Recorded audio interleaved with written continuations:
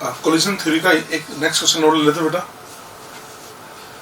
In a reaction carried out at 500 Kelvin, 0.001% of total number of molecule are effective. Calculate activation energy in kilocalorie. हमको इसका activation energy बताना है kilo calorie के अंदर, ठीक है? समझे क्वेश्चन? आपसे बोला जा रहा है 0.001% of total number of molecules are effective, इतने मोलिक्यूल हमारे इफेक्टिव है। मैंने आपसे बोला था ना, इफेक्टिव कोलिजन का जो फ्रैक्शन है वो क्या होता है, वो यार e power minus EA upon RT, इसी को तो बोलते थे अपन fraction of active molecule. e power minus EA upon RT को हमने क्या बोला, fraction of active molecule. Question के अंदर क्या दे रखा है, 0.001%। इसका मतलब ये क्या दे रखा है हमको, ये एक्टिव मोलिक्यूल का फ्रैक्शन दे रखा है। तो हम ऐसे लिख सकते हैं ना, e power minus EA upon RT equal to है 0.001% है ना, तो इसको ऐसे लिखा जा सकता है 10 टू पावर माइनस 3, ये तो परसेंट, इसको हमने लिख दिया 10 टू पावर माइनस 5, ये बन जाएगा, ठीक है। अब क्वेश्चन के अंदर आपसे बोला क्या जा रहा है, आपसे बोला जा रहा है कि आपको EA कैलकुलेट करना है, EA निकालना है। अब EA निकालें, इसका लॉग लेना पड़ेगा, एक्सपोनेंशियल है तो लॉग लेंगे हम E बेस में, E बेस में लॉग लिया तो ये बन जाता है minus EA upon RT, log E base E 1 होता है, equal to minus 5 log E base 10। यहाँ तक पहुंच गए अपन, माइनस से माइनस हमने कैंसिल कर दिया, ठीक है। ये लॉग E बेस है ना, इसको हमने क्या किया, 10 बेस में चेंज किया। अगर इसको 10 बेस में चेंज करते हैं तो ये हमारे पास आता है ये upon RT equal to 5 into 2.303 into log 10, ये 10 बेस में कन्वर्ट कर दिया हमने। हमको EA लेकर आना है, EA लेकर आना है, लॉग 10 तो कितना हो गया 1, तो ये बन जाएगा 5 into 2.303 R into T। R answer किस में देना है, किलो कैलोरी, तो R की वैल्यू हमने रख दी है 2/1000, ये तो R हो गया, इंटू T, T दे रखा हमको 500, ये आंसर हमारा आ जाता है किलो कैलोरी के अंदर। इसको सोल्व करें, 1000 ये 1000, ये तो सोल्व, ठीक है। इसको मल्टीप्लाई करें तो ये बन जाएगा आपका 2.303 को राउंड ऑफ करके 2.3 लिया तो ये बनेगा 11.5 किलो कैलोरी। इसका एक्टिवेशन एनर्जी का आंसर आता है 11.5 किलो कैलोरी, ठीक है जी। इसी का हम एक और क्वेश्चन ले लेते हैं। नेक्स्ट क्वेश्चन है activation energy for the reaction. एक रिएक्शन आपको दे रखा है, इसका एक्टिवेशन एनर्जी है 159.7 kilojoule at 500 kelvin. Calculate the fraction of molecule having energy equal और मोर देन EA। हमसे बोला जा रहा है क्वेश्चन के अंदर ऐसे मॉलिक्यूल का फ्रैक्शन बताना है जिनका एनर्जी EA के इक्वल या उससे ज्यादा हो। इसका मतलब क्वेश्चन में हमसे पूछ रहा है इफेक्टिव मॉलिक्यूल का फ्रैक्शन। तो हम पहले तो ये देखें, हमसे इसने पूछा क्या, हमसे पूछ रहा है E power minus EA upon RT, इसकी वैल्यू हमको फाइंड करनी है। हमको E power minus EA upon RT calculate करना है, या हम ऐसे लिख सकते हैं ना, ये बेसिकली क्या होता है, ये K अपॉन E तो होता है ना, K upon A equal to होता है ना, K इक्वल टू होता है A E पावर, तो वहां से K अपॉन A निकाले तो ये बनेगा E power minus EA upon RT। लीजिए, तो आप या तो ऐसे बोल दो हमको E power minus EA upon RT calculate करना है, या आप ऐसे बोल दीजिए हमको K अपॉन A निकालना है, बात एक ही है। तो K अपॉन A निकाल लेते हैं, K upon A equal to क्या लिखेंगे हम, E पावर माइनस EA की जगह हमने लिखा 159.7, ये तो हमारा E आ गया, upon R into T, R हम रख देते हैं 8.314, ये किलो जूल है तो R भी हमको किलो जूल में रखना होगा। ये 1000, ये R आ गया kilo joule, upon T temperature, ये हमको 500 लेना है, ये 500 आ गया, ये 500 आ गया, ठीक है। अब इसको सोल्व करने के लिए हमको लॉग लेना होगा, इसका लॉग लेना होगा। लॉग हमने ले लिया, E बेस में ये लॉग लिया, E base K upon A equal to minus 159.7 into 1000 upon 8.314 multiplied by 500। हम यहाँ तक पहुँच गए। ये जो K अपॉन A है ना, ये हमारा E बेस में है, ये E बेस में, तो मैं क्या करता हूँ, ये जो E बेस में है ना, इस E बेस को मैं चेंज कर देता हूँ, इसको K बेस में कन्वर्ट करें, ये आपका है ई बेस, इस ई बेस को 10 बेस में अगर चेंज करें तो ई को 10 बेस में अगर चेंज करना है तो उसके लिए आपको क्या करना होगा, इसको 2.303 से मल्टीप्लाई करें, तो 2.303 से मल्टीप्लाई करके उधर डिवाइड कर दें तो ये हमारे पास आ जाएगा log k अपॉन a। मैंने 2.303 से डिवाइड कर दिया तो बनता है -159.7 multiplied by 1000 divided by 8.314 multiplied by 500 और ये आ जाता है इधर 2.303। यहाँ तक पहुंच गए अपन। 500 से 1000 हमारा 2 टाइम्स कैंसिल हो जाता है, ठीक है। 2.3 और ये हमारे पास है 8.314, 8.3 और 2.3, 8.3 इंटू 2.3, ये मैंने आपको बताया था ये 20 के आसपास आ जाता है। 8.314 और इसको किससे मल्टीप्लाई किया, 2.303 से मल्टीप्लाई किया तो इसका जो मल्टीपल है अप्रोक्स कितना आता है, इसका मल्टीपल अप्रोक्स 19 पॉइंट समथिंग वगैरह आता है। तो इसको हमने कितना ले लिया, इसको हमने ले लिया 20। कितना लिया अभी इसको 8.314, इसको मल्टीप्लाई किया तो कितना होगा 20 और ऊपर 2, तो ये क्या बनेगा 10। तो इसको हम ऐसे लिख सकते हैं log k upon a, log k upon a equal to -159.7 upon 10। इसको हम लिख सकते हैं -15.97। हमको k अपॉन a लाना है तो k अपॉन a इसलिए बन जाता है k अपॉन a बनेगा एंटीलॉग ऑफ -15.97। ये लीजिए 15.97 इसका एंटीलॉग आ गया है, ठीक है। अब ये देखो नेगेटिव वैल्यू है, अब आपको इस नेगेटिव वैल्यू का एंटीलॉग लेना आना चाहिए। अब नेगेटिव वैल्यू का एंटीलॉग कैसे लिए जाते हैं तो वो सब आपको नहीं आते हो तो मैं आपको सिखा देता हूँ। तो मैं आपको ये बता देता हूँ एंटीलॉग ऑफ नेगेटिव तो है पर उसके साथ में भी डेसिमल है, नेगेटिव डेसिमल वैल्यू। आपको एक नेगेटिव डेसिमल वैल्यू गिवन है, उसका एंटीलॉग लेना है। इसका एंटीलॉग कैसे लिखा जाता है तो हम इसका एंटीलॉग लिखें इक्वल टू, इसका एक मैंने फॉर्मूला बना रखा है, फॉर्मूला ये है this is equal to antilog 1 minus value after decimal, और ये भी लेना है विद डेसिमल, डेसिमल सहित, bracket close into 10 to power -1 plus value before decimal. ये जो फॉर्मूला लिखा, अब आप फॉर्मूले की जगह आप तो एग्जांपल से समझिए। जैसे मान लो सपोज हमसे बोला गया हमको एंटीलॉग लेना है -7.4 का एंटीलॉग लेना है, इसका एंटीलॉग लेना है। अब ये एंटीलॉग क्या है हमारे पास में, ये एंटीलॉग किसका है, नेगेटिव डेसिमल वैल्यू का एंटीलॉग लेना। अब इसका एंटीलॉग लेना है, तुमने क्या बोला इसका एंटीलॉग कैसे ले, आप इसका एंटीलॉग ले, आप इसको से लिखे एंटीलॉग 1 माइनस, क्या लिखा 1 माइनस 1 में से क्या माइनस करना है, डेसिमल के बाद का वैल्यू माइनस करना विद डेसिमल। देखिए इधर डेसिमल के बाद का वैल्यू क्या है, पॉइंट मतलब 4 है, और विद डेसिमल का मतलब 1 में से 0.4 को माइनस करना है इनटू 10 टू पावर -1 प्लस 1 में क्या प्लस करना है वैल्यू बिफोर डेसिमल। डेसिमल के पहले वैल्यू कितना है 7 है, तो यहाँ 7 लिख दिया जाएगा।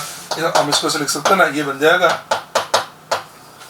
एंटीलॉग 1 माइनस 0.4 किया तो ये बन जाएगा 0.6 इंटू 10 टू पावर -8 यहाँ तक आ जाएगा।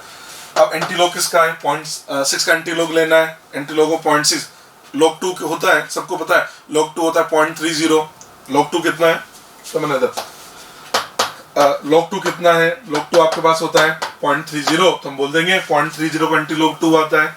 नेक्स्ट मैंने ले लिया log 4 होता है 0.60, इसका मतलब 0.60 का एंटीलॉग 4 होगा, तो 0.60 एंटीलॉग कितना 4, इसको लिख दिया जाएगा 4 इंटू 10 टू पावर -8। ये लीजिए, ये है नेगेटिव वैल्यू का एंटीलॉग लेने का तरीका।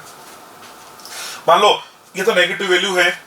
अब एक और बात बताता हूँ, जैसे मान लो आपसे ऐसे बोला जाता है, एक और एग्जांपल लूं मैं आपके लिए, ऐसे होता एंटीलॉग ये माइनस है ना, इसकी जगह मैं प्लस कर देता हूँ, ये 7.4 का एंटीलॉग होता है।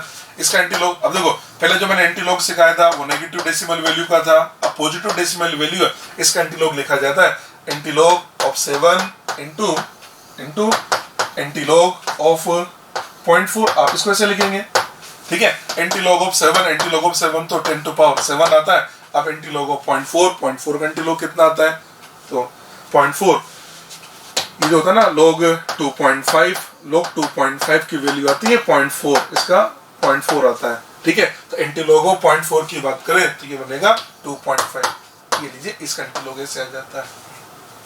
तो यहाँ जो मैं आपको बता रहा हूँ वो नेगेटिव डेसिमल वैल्यू का एंटीलॉग बता रहे हैं। हम इस वाले क्वेश्चन पे थे, एंटीलॉग हमको लेना है, ये एंटीलॉग लेना है, k/a लाना है हमको।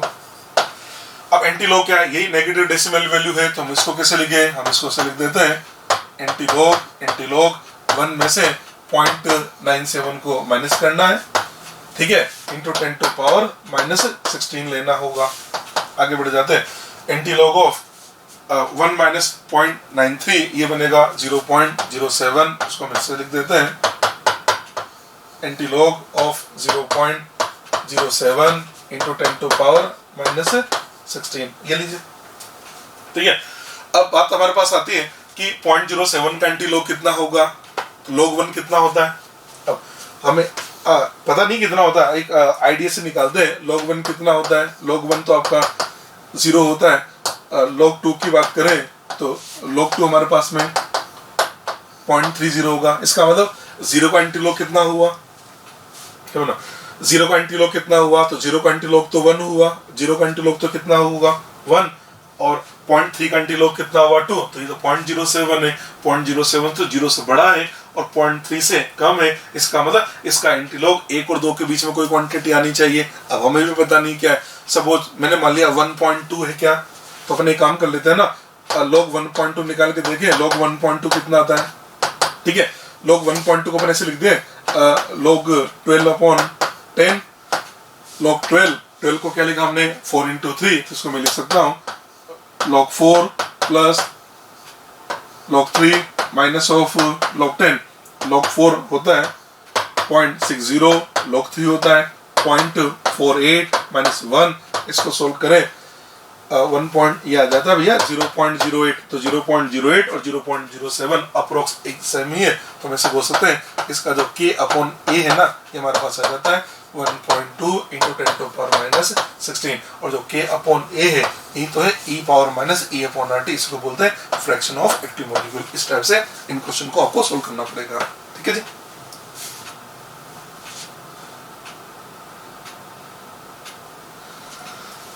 नेक्स्ट, ये हमने कोलिजन थ्योरी के क्वेश्चन वगैरह के बारे में बता दिया। अब इसके कुछ एक्स्ट्रा पॉइंट है वो भी मैं आपको बता देता हूँ। इसका एक फर्स्ट एक्स्ट्रा पॉइंट ये है रेट ऑफ पैरेलल, या इसको बोलते हैं side parallel oblique side reaction of first order. Next हमारा डिस्कशन है, हमारे पास में फर्स्ट ऑर्डर के पैरेलल रिएक्शन है, और फर्स्ट ऑर्डर के पैरेलल रिएक्शन के अंदर हमको उसका रेट बताना है। हमने मान लिया एक फर्स्ट ऑर्डर की पैरेलल रिएक्शन, हमने मान लिया ये मेरा रिएक्टेंट है। पहले तो आपको ये पता होना चाहिए पैरेलल रिएक्शन का मतलब क्या होता है। पैरेलल रिएक्शन का मतलब कि एक ही रिएक्टेंट हमारे पास है, उस एक रिएक्टेंट से एक ही टाइम पर एक से ज्यादा प्रोडक्ट बने, वो भी डिफरेंट रेट कांस्टेंट से। पैरेलल रिएक्शन का क्या मतलब है, पैरेलल रिएक्शन का मतलब है कि एक रिएक्टेंट है, उस एक रिएक्टेंट से एक ही टाइम पर आपके पास में एक से ज्यादा प्रोडक्ट बने, वो भी डिफरेंट रेट कांस्टेंट से। हमने मान लिया हमारे पास रिएक्टेंट ए है, इस रिएक्टेंट ए से एक जो प्रोडक्ट है वो तो हमको मिल रहा है बी। एक रिएक्टेंट है उससे तो प्रोडक्ट क्या मिला बी, और एक मिला सी। बी हमको मिला K1 रेट कांस्टेंट से और सी मिला हमको K2 रेट कांस्टेंट से, ठीक है। अब देखो, अब इसमें क्या हुआ, इसमें दो रिएक्शन एक साथ चल रही है। एक तो आपके पास हो रहा है ए से बी का बनना, एक हुआ ए से सी का बनना। दो रिएक्शन हो रही है एक साथ, यानी एक जो रिएक्टेंट ए है वो डिसोसिएट होके बी भी बना रहा है, और ए जो रिएक्टेंट है वो डिसोसिएट होके एट ए टाइम आपको सी भी बना रहा है। मैंने मान लिया जब t = 0 है तो जो रिएक्टेंट है उसका इनिशियल कंसंट्रेशन है ए, और टाइम t पर मैंने मान लिया इस रिएक्टेंट का कंसंट्रेशन होगा a माइनस का हमने मान लिया, ठीक है जी। अब देखो ए से बी है ना, अब इसमें क्या होगा, जैसे K1 K2 है ना, अब K1 K2 है तो K1 K2 में से किसका भी मैग्नीट्यूड ग्रेटर हो सकता है। सपोज हमने मान लिया ऐसा है कि K1 K2 से ग्रेटर है, अगर K1 K2 से ग्रेटर है, अगर K1 K2 से ग्रेटर है तो हम क्या बोल देंगे, एक रिएक्शन तो हमारे पास ये ए से बी है और एक रिएक्शन हमारे पास ये ए से सी है, तो हम बोल देंगे अगर K1 K2 से ग्रेटर है तो जो ए से बी रिएक्शन हो रही है ना, ए से बी का बनना, हम बोलेंगे ये हमारे बी से मेन प्रोडक्ट बनेगा, ऐसे बोल सकते हैं। ए से बी का बनना ये एक मेन रिएक्शन होगी और ए से सी का बनना ये हमारे पास एक साइड रिएक्शन हो जाएगी। मान लो ऐसा है आपका K1 लेस है और K2 बड़ा है, अगर K2 बड़ा है तो हम क्या बोलेंगे, ए से जो सी बन रहा है ना, ए से सी का बनना ये होगा हमारे लिए मेन रिएक्शन, ए से सी का बनना ये मेन रिएक्शन होगा, और जो ए से बी बन रहा है ना, ए से जो बी बना, ए से बी का बनना हम बोल देंगे ये हो जाती है एक साइड रिएक्शन, एक है साइड रिएक्शन और दूसरा हमारे पास में मेन रिएक्शन। तो ये आप इसके मैग्नीट्यूड को देख के पता लगाएंगे इसमें से कौन सी मेन रिएक्शन है और कौन सा साइड रिएक्शन होता है। ठीक है जी। अब मेरे को तो क्या करना है, इसका रेट लिखना है। अब इसका रेट लिखने का तरीका क्या होगा तो वो समझा देते हैं। रेट आपने देखा, आपका जो रिएक्टेंट ए है उस रिएक्टेंट ए से एक तो प्रोडक्ट ए बी बना, एक प्रोडक्ट सी बना और दोनों एक ही टाइम पे बने, ए से बी भी बन रहा है और ए से सी भी बन रहा है और दोनों फर्स्ट ऑर्डर से बन रहे हैं, ये भी इसने बोला। तो ए से बी बना और एक से सी बना। जब ए से बी बन रहा है तो इसका रेट क्या लिखोगे, फर्स्ट ऑर्डर है। जब ए से बी बन रहा है इसका रेट क्या लिखोगे, इसका रेट क्या होता है, रेट कैसे लिखते हैं अपन, रेट इक्वल टू होता है ना, रेट ऐसे तो लिखा जाता है, rate equal to first order है, रेट इक्वल टू कंसंट्रेशन, मतलब रेट कांस्टेंट और कंसंट्रेशन के पावर 1 ही तो फर्स्ट ऑर्डर होता है। अगर मैं जब ए से बी बन रहा है तो ए से बी का रेट कैसे लिखूंगा, तो लिखूंगा K1 इंटू कंसंट्रेशन, और कंसंट्रेशन किसकी लिखते हैं, रिएक्टेंट की। रेट कब लिख रहे हो, टाइम टी पर, तो टाइम टी पर रिएक्टेंट का कंसंट्रेशन ए माइनस एक्स हुआ ना। इसका जब ए से बी बन रहा है तो इसका रेट होगा K1 इंटू ए माइनस एक्स। जब ए से सी बनेगा इसका रेट होगा K2 इंटू ए माइनस एक्स। और ए और बी दोनों मतलब, और ये तो दोनों एक साथ बन रहे हैं ना, तो हम इसका ए से बी भी बन रहा है और ए से हमारा सी भी बन रहा है, ए हमको बी भी दे रहा है और ए हमको सी भी दे रहा है। तो अब हम लिखेंगे इसके लिए नेट रेट।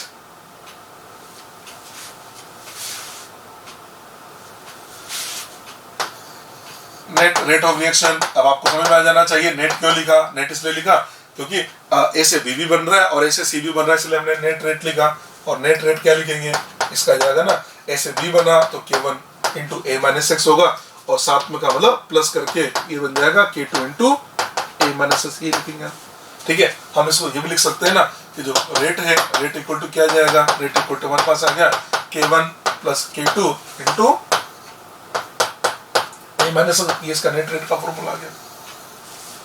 ठीक है, अब इसको फर्स्ट ऑर्डर का जो रेट है उससे कंपेयर करें, फर्स्ट ऑर्डर का रेट से कंपेयर किया तो फर्स्ट ऑर्डर का रेट क्या आता है, रेट इक्वल टू के ए माइनस एस की पावर 1, तो उससे कंपेयर किया तो क्या पता लगा, रेट कांस्टेंट की जगह लिखा हुआ K1 प्लस K2, ये तो 2 स्टेप है, 3 स्टेप होती तो K1 plus K2 plus K3, तो क्या हम इसे लिख सकते हैं क्या, जो फर्स्ट ऑर्डर है उसका जो ओवरऑल, इसका जो ओवरऑल रेट कांस्टेंट होता है कि इसका ओवरऑल रेट कांस्टेंट के क्या होगा, K1 प्लस K2 2 स्टेप है, थर्ड स्टेप है तो K3 plus and so on, और इसकी nth स्टेप है तो वो K लिख दिया जाता है। ठीक है, अब देखो इसमें क्या हुआ, एक तो हमारे पास प्रोडक्ट B बना, एक हमारे पास C प्रोडक्ट बना। अब हम देखना चाह रहे हैं कि B जो प्रोडक्ट है वो कितना परसेंट बना, B किस रेट कांस्टेंट से बन रहा है, K1 से। तो B का परसेंटेज निकालने का तरीका होता है K1 upon K1 plus K2 multiplied by 100, ये तो B का परसेंटेज आ गया। अगर आपको C का परसेंटेज निकालना है, C बनेगा K2 रेट कांस्टेंट से, तो K2 upon K1 plus K2 multiplied by 100, ऐसे करके हम B और C के परसेंटेज पे निकाल लेते हैं।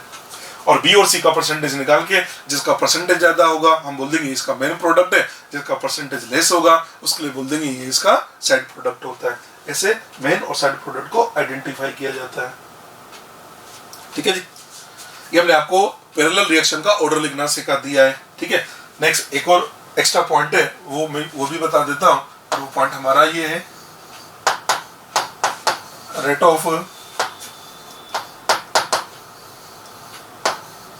Reversible reaction. आपके पास एक रिवर्सिबल रिएक्शन है, आपको उस रिवर्सिबल रिएक्शन का रेट लिखना है। आपने देखा हमने अभी तक जितने भी रेट वगैरह के बारे में बात करी है, हमने जो जितने भी रेट के बारे में बात करी वो सारी रिएक्शन कैसी हमारी इरिवर्सिबल है। अब मैं आपको एक रिवर्सिबल रिएक्शन का रेट लिखना सिखाता हूं। तो हम एक हाइपोथेटिकल एग्जांपल लेके और इसको समझ लेते हैं। एक एग्जांपल मैंने ले लिया, ऐसे इसका फॉरवर्ड का रेट कांस्टेंट K1 है, बैकवर्ड का रेट कांस्टेंट K2 है, और इस ए से मैंने 2B + C बना दिया, मतलब रैंडम कोई भी एग्जांपल ले लिया। देखो अब जैसे रिवर्सिबल है ना, तो रिवर्सिबल में क्या होगा, ए हमारा डिसअपेयर भी होगा, साथ में अपेयर भी होगा, बी अपेयर भी होगा, डिसअपेयर भी होगा, और सी भी अपेयर भी होगा, डिसअपेयर भी होगा। तो आपको क्या करना पड़ेगा, आप जब भी रिवर्सिबल का रेट लिखें तो आपको एक नेट डायरेक्शन सेलेक्ट करनी पड़ेगी कि आप नेट फॉरवर्ड जाना चाह रहे हो या आप नेट बैकवर्ड जाना चाह रहे हो। हमने बोला हम तो नेट फॉरवर्ड जाना चाह रहे, नेट हम फॉरवर्ड डायरेक्शन में जा रहे। जब आप नेट फॉरवर्ड जाओगे तो ए डिसअपेयर होगा, बी अपेयर होगा, और सी आपका अपेयर होगा। तो अगर नेट फॉरवर्ड जा रहे हैं ना, नेट अगर फॉरवर्ड जा रहे हैं तो ए के लिए क्या लिखा जाएगा, हम इसका ROR लिखना चाहते हैं, इसका ROR ए तो क्या होगा डिसअपेयर, डिसअपेयर को लिख देंगे ना माइनस DA/dt, आप चाहो तो नेट भी लिख सकते हैं। बी क्या होगा, अपेयर होगा, अपेयर होगा तो इसको लिखा हमने प्लस 1/2 dB/dt, और सी क्या होगा, ये अपेयर होगा, इसको हमने लिखा प्लस dC/dt। ये जो रेट लिखा ना, ये रेट लिखा हमने इन टर्म्स ऑफ अपीयरेंस और डिसअपीयरेंस। रेट लिखने के दो तरीके हैं, एक तो आप लिख सकते हैं in terms of appearance disappearance, एक आप लिख सकते हैं in terms of rate constant. चलो जी, रेट कांस्टेंट। अब आप नेट फॉरवर्ड जा रहे हो ना, अगर नेट फॉरवर्ड जा रहे हो तो आप क्या करोगे, फॉरवर्ड के रेट में से बैकवर्ड का रेट माइनस करोगे। फॉरवर्ड का रेट क्या होगा, K1 × है, अरे लॉ ऑफ मास एक्सटेंशन से जानते हो ना, ठीक है। और बैकवर्ड का रेट माइनस करें तो बैकवर्ड का रेट क्या लिखोगे आप, K2, और इसका प्रोडक्ट क्या है, B का पावर क्या लिखा जाएगा 2 और C का पावर 1। ये हमने रेट लिख दिया, ठीक है। जैसे मान लो आपसे क्या पूछा गया, क्वेश्चन में आपसे बोला गया rate of appearance of B find करो, ये आपसे पूछा गया। जैसे आपसे बोला गया rate of appearance of B, इसका मतलब आपको समझ आ जाएगा ये हमसे क्वेश्चन के अंदर प्लस dB/dt की वैल्यू कैलकुलेट करवा रहा है, ये वैल्यू कैलकुलेट करनी है। तो क्या काम करेंगे, ये आपसे क्वेश्चन बोला गया, इसको देख के सबसे पहले रेट लिखेंगे, तो रेट आपका ये आ गया ना इसको देखने से, ठीक है। इसको देख के अपन क्या बता सकते हैं कि हमारे पास प्लस 1/2 dB/dt है ना, dB/dt, इसका वैल्यू कितना है, इसका वैल्यू है K1 × A - K2, B power हमने लिखा 2 और C पावर हमारे पास ये 1 आ गया, ये आ गया ना। आपसे प्लस 1/2 नहीं बोला, आपसे बोला कि dB/dt क्या होगा, तो यहाँ से आप dB/dt की वैल्यू निकाल सकते हैं। तो प्लस dB/dt क्या होगा, इस 2 को उधर शिफ्ट कर दिया तो ये बन जाता है 2K1, A का concentration 2 times of K2, B का पावर हमने लिखा 2 और C का पावर हमने लिख दिया 1, ये आ जाएगा इसके B के अपेयर होने का रेट। ये लीजिए B के अपेयर होने का रेट। इस टाइप से हम रिवर्सिबल रिएक्शन के रेट लिख सकते हैं, ठीक है।